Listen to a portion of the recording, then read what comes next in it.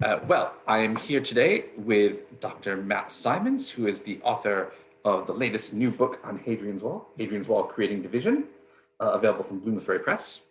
And so he has very kindly agreed to a short interview to talk about his book for the WallCAP volunteers exclusively.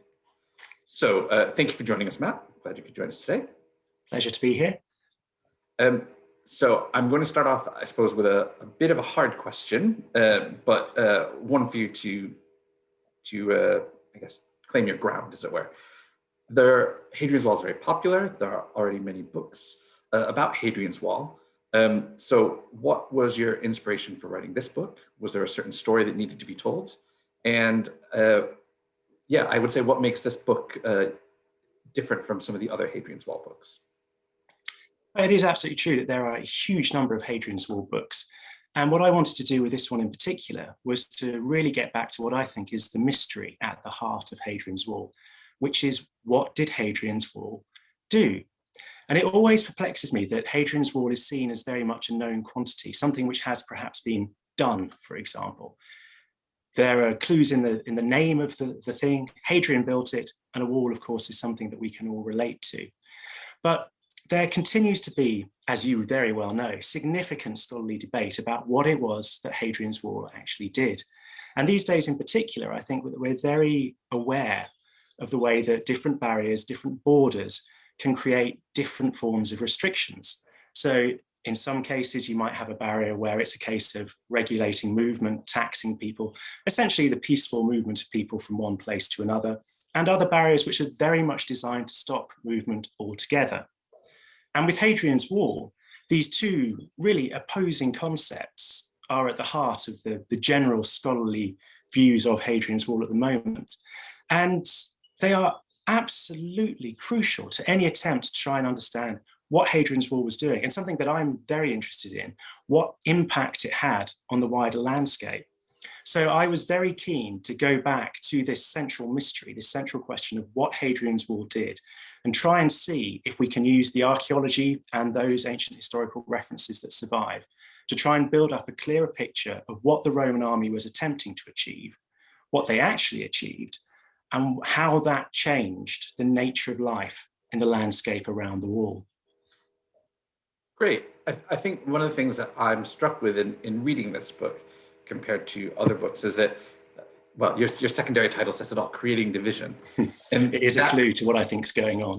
But it's also it's a theme which is consistently examined and considered throughout the whole life of the wall, not just at its origins, at its initial construction, but you carry that theme forward, through the 2nd century, through the 3rd century, through the 4th century, and even in the post-Roman centuries.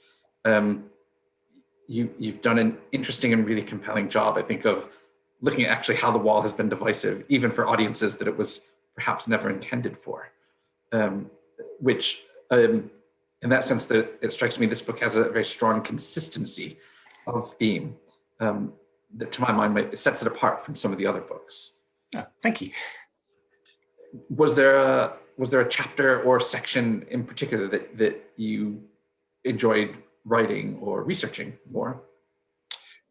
Two, I suppose, if I'm allowed to have two, if that's not cheating. That's fine. I mean, I enjoyed the whole book, I should probably say, because I just love Hadrian's Wall, and it's one of those things. Any opportunity to go and learn more about Hadrian's Wall is fantastic. But I really enjoyed, and again, this won't surprise you, I really enjoyed looking in even more detail at the actual construction phase, the 2nd century, because I feel genuinely that this is our best chance to try and get a sense of what it is that Hadrian's Wall is doing, whether through bias of earlier researchers or the level of preservation. This is the period that we have the most data for. So it gives us our strongest opportunity to try and use the archaeology to see what specifically it is Hadrian's Wall will be geared to do. And I think also the way in which the wall plan changes in the building phase, the way that you get these sort of subtle variations from what is the basic wall template, potentially tells us a huge amount about what the Roman priorities were. And I think if you can establish that bedrock, it then becomes hopefully easier to try and move into the later centuries where we have less evidence to try and see what's changing and again, try and get a sense of how that changes. So I just love the building phase, and there's nothing much I can do about that. But the bit of the book which I genuinely really enjoyed looking at, perhaps strangely, perhaps not strangely, was the post-Roman section. As you say, it takes the story from the Iron Age background through the Roman period, right down more or less till today. And it's certainly the post-Roman period that I previously had less knowledge of. And I thought it was absolutely fascinating. And again, I was surprised by how much of it is relevant to trying to understand the Roman period as well. Things like the geography, the economies underpinning local lifestyles, the way that you get these sort of themes that seem to resonate through the centuries.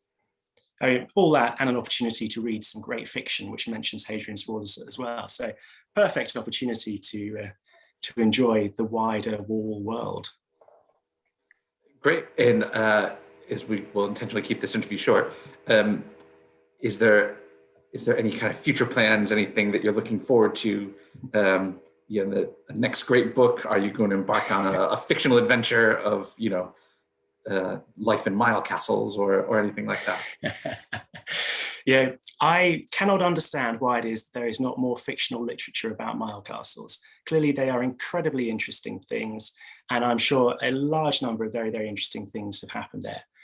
I mean, I have to admit, I probably shouldn't admit this, but I've always really loved the idea of trying to write a very short play style piece, looking at 8 people stuck in a Mile castle, and just chatting about what it is they think that they're doing, how they feel about it, and whether or not anything of any interest actually happens to them while they're there. I think it's probably safe to say that I will never, ever write that, but that will probably always be my top wall project, my top hypothetical wall project. I mean, apart from that, though, one of the things that I tried to do with the book very much was not create something which is a closed piece of work which says, and now we know everything.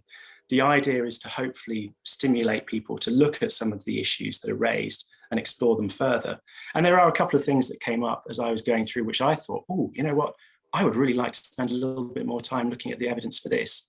So probably the real answer will unfortunately not be Mile castles, the untold story. It will be elements of the archaeology, which I thought were interesting as I was going through researching the book.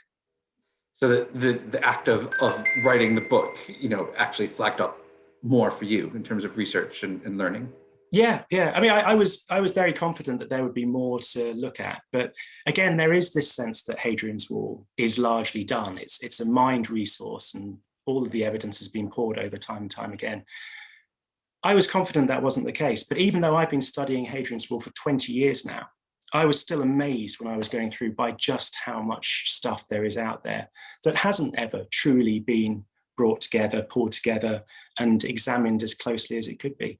So I would encourage everyone to go out and do that and look at these areas of Hadrian's Wall which we haven't explored and which I'm sure will tell us very interesting new things about it. Great. Well, thank you very much. As I say, we'll keep the interview short, but I'd like to encourage everyone actually to read the book.